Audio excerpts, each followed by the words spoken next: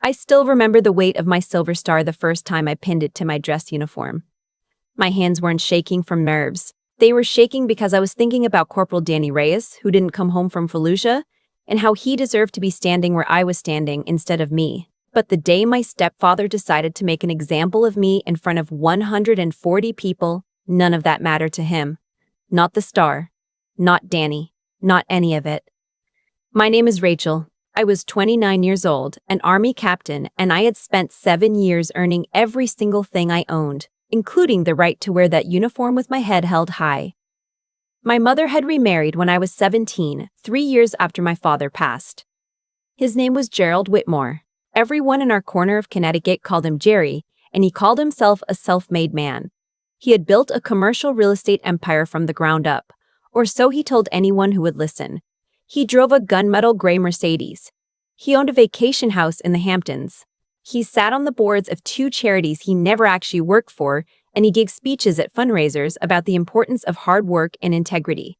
He had never once served a single day in uniform. My mother loved him. I want to be clear about that because she was not a weak woman. She was the kind of woman who worked double shifts as a nurse for 15 years after my father died, just to keep me and my younger brother in a decent school district. She laughed loud and cried easily and made the best peach cobbler I have ever tasted in my life. She deserved every good thing she had. I truly believed Jerry made her happy, and for a long time, I swallowed whatever he said about me because I didn't want to take that happiness away from her. But there is a limit to what a person can swallow. My younger brother Daniel was graduating from the University of Connecticut that spring. He had worked hard for his degree in civil engineering, and he had done it while working part-time at a hardware store to cover his own expenses because he had inherited our mother's stubborn pride. Gerald threw him a graduation party at the Whitmore estate. That was what Gerald actually called his own house, the Whitmore estate, and he invited every person in his professional and social circle, plus our family and Daniel's friends. The invitation list ballooned to 140 guests, caterers, string quartet, open bar. The whole performance. I flew in from Fort Bragg 2 days before. My fiancé Marcus drove up from Virginia with me. Marcus was an Army major, 10 years in, airborne qualified, the kind of man who could fix a truck engine, recite the entire Geneva Convention from memory, and make you feel completely safe in the dark. He had sandy brown hair and quiet gray eyes, and he had proposed to me in a parking lot outside a Waffle House in Georgia because he said he couldn't wait another minute. I said yes before he finished the sentence. Marcus had met Gerald exactly twice before that weekend. Both times, Gerald had shaken his hand and then spent the rest of the evening pointedly talking about people who had real careers and real earning potential. Marcus had smiled both times and said nothing. When we were alone later, he told me, "He's testing you to see if you'll defend yourself. Don't give him the satisfaction yet." The party was on a Saturday evening in late May. I wore my Army service uniform. I had debated it. Daniel had specifically asked me to wear it, said he was proud of his sister, the captain, and wanted everyone there to know it. So I wore it, ribbons and all, silver star included. Gerald looked at me when I walked in, and I watched something move behind his eyes. It wasn't surprise, it was calculation. The first 2 hours were fine. I talked to Daniel's friends, who were 22 years old and full of questions about what it was actually like to be deployed. I talked to some of my mother's friends from the hospital where she used to work. Marcus stayed close but not crowded, the way he always did in rooms he didn't fully trust. I watched him talk to an older man near the bar, a tall, straight-backed man in his late 60s with close-cropped silver hair, and the kind of posture that doesn't come from yoga classes. Marcus caught my eye once and gave me a small nod. I didn't think much of it at the time. Gerald had arranged a formal dinner portion of the evening. Circular tables, place cards, the kind of setup that signals someone wants control over who talks to whom. He had placed me and Marcus at a table near the back, next to the door to the kitchen. My mother was at Gerald's table, front and center. Daniel was next to her. I noticed the seating arrangement and I noticed what it meant, and I told myself it didn't matter.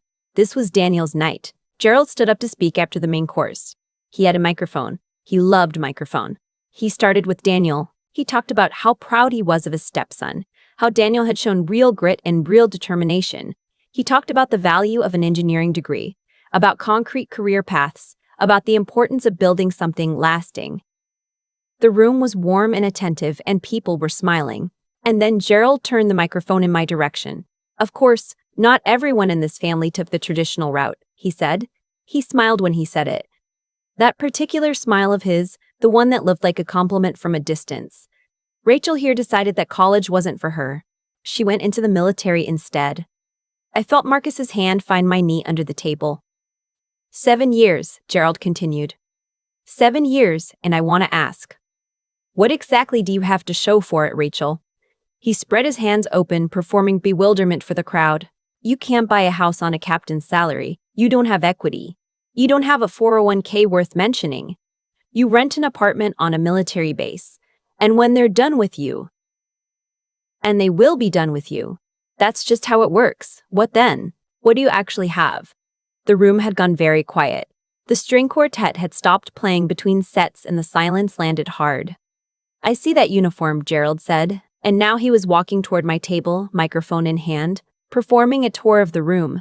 And I think about all those years, all that time, and I wonder what you could have done with it. He stopped about 8 feet from me. Your mother worked herself to the bone so you could have options, Rachel. Real options. And you chose this. My mother's face had gone white. Daniel had his hands flat on the table like he was trying to hold himself down. I stood up. Not because I was going to yell. Not because I was going to cry. I stood up because I am a captain in the United States Army and I have stood up in rooms far darker than this one, and I will not be talked down to while sitting. I chose to serve my country, I said. My voice was calm. I had trained my voice to be calm in conditions that would make most people scream. With respect, Gerald, I think that's enough. With respect, he repeated, and he actually laughed. You people love that phrase. With respect. As if wearing a costume gives you the right to walk into someone's home and tell them what's enough. He looked around the room, still smiling, still performing. I'm just asking a question, Rachel. Where are the results? You've got a piece of ribbon on your chest and a lease agreement. That's it. That's 7 years. That piece of ribbon, Marcus said, and he stood up too, is a silver star. Gerald looked at Marcus the way wealthy men sometimes look at people they've decided don't count. And you would know, wouldn't you? 2 men in uniform and between you, not a single thing to your names that a bank would care about. Jerry. My mother's voice was sharp and low. I'm making a point, Linda. Gerald didn't look at her. He was still looking at me with that smile. I supported this family financially for 12 years, and I think I'm entitled to ask honest questions. I'm not attacking anyone. I'm asking your daughter to account for her choices. That's what adults do. You want to talk about accounting? Said a voice from the back of the room. Everyone turned. The silver-haired man Marcus had been talking to near the bar was standing up from his table. He set his napkin down slowly and deliberately, the way a man sets something down when he has all the time in the world and he knows it. He was wearing a dark suit, but there was something in the way he carried himself that made the suit feel like a formality. Like the suit was visiting him, not the other way around. I apologize for interrupting, he said. His voice was unhurried and carried without effort. My name is Lieutenant General Richard Harlow, United States Army, retired. I was invited this evening by the Brennan family. He nodded toward Daniel's friends. And I've been sitting here for the last few minutes deciding whether to mind my own business. He paused. I decided not to. Gerald stared at him. I'm not sure what a retired military officer has to add to the Silver Star, General Harlow said, is the 3rd highest combat decoration awarded by the United States military. It is given for gallantry in action against an enemy of the United States. It is not given lightly, and it is not given often. He walked toward the center of the room slowly, hands clasped behind his back. Captain Rachel Cole was recommended for hers after a firefight outside Mosul in 2019. Her unit came under ambush. Her commanding officer was hit in the first 90 seconds. She assumed command, reorganized her soldiers under direct fire, and held the defensive position for 40 minutes until reinforcement arrived. 4 soldiers who are alive today are alive because of the decisions she made in those 40 minutes. The room had the quality of held breath. I know this, General Harlow continued, because one of those 4 soldiers is my nephew. He stopped walking. He looked at Gerald. So when you say she has nothing to show for 7 years, I want to respectfully correct you. She has 4 people still breathing on this earth who would not be if she had been anywhere else. Gerald opened his mouth. General Harlow wasn't finished. I also want to point out something about accounting since you brought it up. He reached into the inside pocket of his jacket and produced nothing, just let the gesture land. I did a little research before I came tonight. I like to know who I'm sharing a room with. Gerald Whitmore, Whitmore Commercial Properties. 2 SEC inquiries in the last 5 years, both settled. A lawsuit from a former business partner, also settled. A zoning violation in Fairfield County that was quietly resolved after a donation to a county commissioner's re-election campaign. He tilted his head. Now. You were asking about results? The silence was total. Gerald's face had moved through several colors and landed on a particular shade of gray. I'm not in the habit of embarrassing people in front of their families, General Harlow said quietly. But I spent 31 years defending the right of people like your daughter to be respected in rooms like this one. And I find that I'm not willing to sit down for the alternative. He looked at me then, and there was something in his eyes that was not pity and not sentiment, but something like recognition. Soldier to soldier across the room full of strangers. Captain Cole, you have nothing to apologize for, not a single thing. I did not cry. I want to be clear about that. I had not cried since Danny Reyes's memorial service, and I was not going to cry in Gerald Whitmore's dining room. But something happened in my chest that I didn't have a word for yet. Something that had been pressing for a long time released. Marcus's hand found mine under the table. I did not let go. Gerald sat down. He didn't announce that he was sitting down. He didn't say anything. He just lowered himself into his chair like the air had gone out of him, and he set the microphone on the table, and he looked at the tablecloth. My mother stood up from her chair. She looked at Gerald for a long moment, and then she looked at me. And then she walked across the room to my table. And she put both arms around me and held on. And I felt her shaking slightly against my shoulder. And I knew she wasn't shaking from sadness. Daniel stood up from his table and started clapping. He was 22, and he was grinning and his eyes were wet. A few of his friends joined. Then, more people. Not everyone. Some of Gerald's business associates looked like they wanted to be somewhere else entirely. But enough. Enough that it filled the room. General Harlow returned to his table. He caught my eye once more on the way, gave me a brief nod, and sat down. The string quartet, to their credit, started playing again. The rest of the evening was quiet. Gerald did not give any more speeches. He spoke to no one for the remainder of the night and left his own party early, which I thought said everything that needed to be said. His assistant made some excuse about a phone call. No one questioned it. I sat with my mother for a long time after dinner. We talked about things we hadn't talked about in years. She told me she had always known, since I was 12 years old and had organized a neighborhood petition to get a stoplight installed near our elementary school, that I was going to be someone who did things. She said she had been waiting for a long time for the right moment to say something to Gerald about the way he spoke to me. She said she was sorry it had taken her this long. I told her she didn't need to be sorry. I meant it. Daniel found us near the end of the night, jacket off and tie loosened. He sat down on my other side and put his head briefly on my shoulder, the way he used to when he was 9 years old and had a bad dream. Best graduation party ever, he said.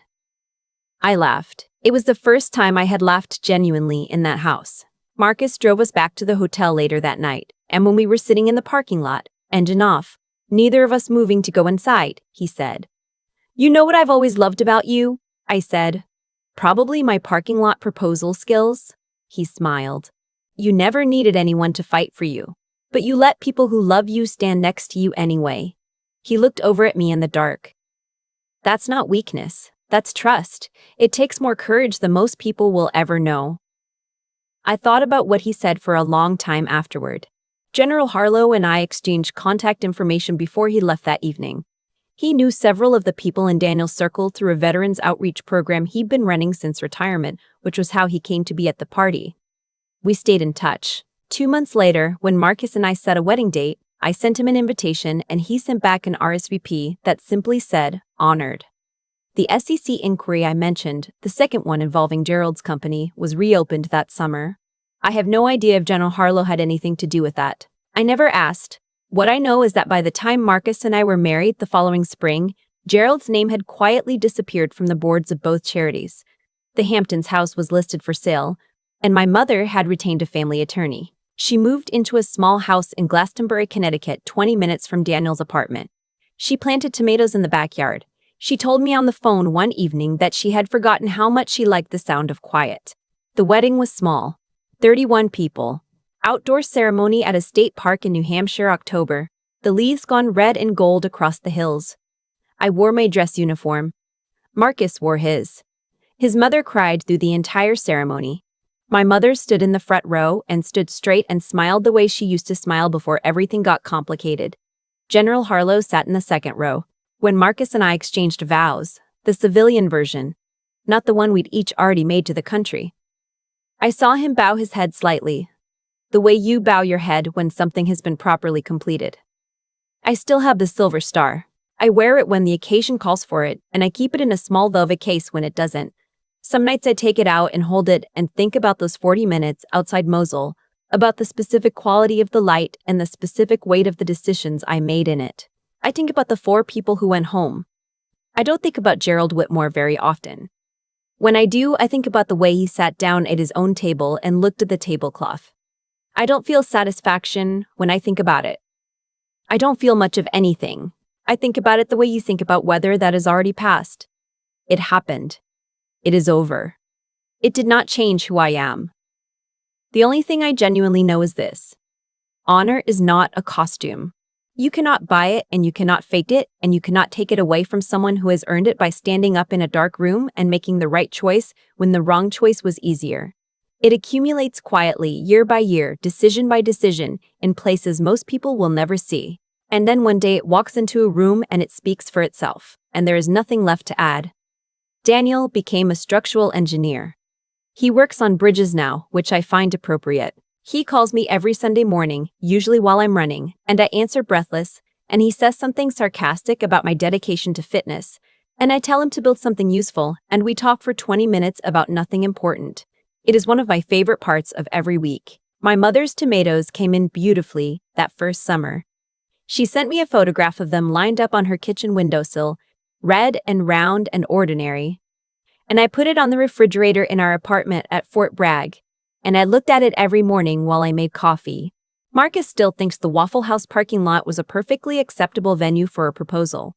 I have decided he is right.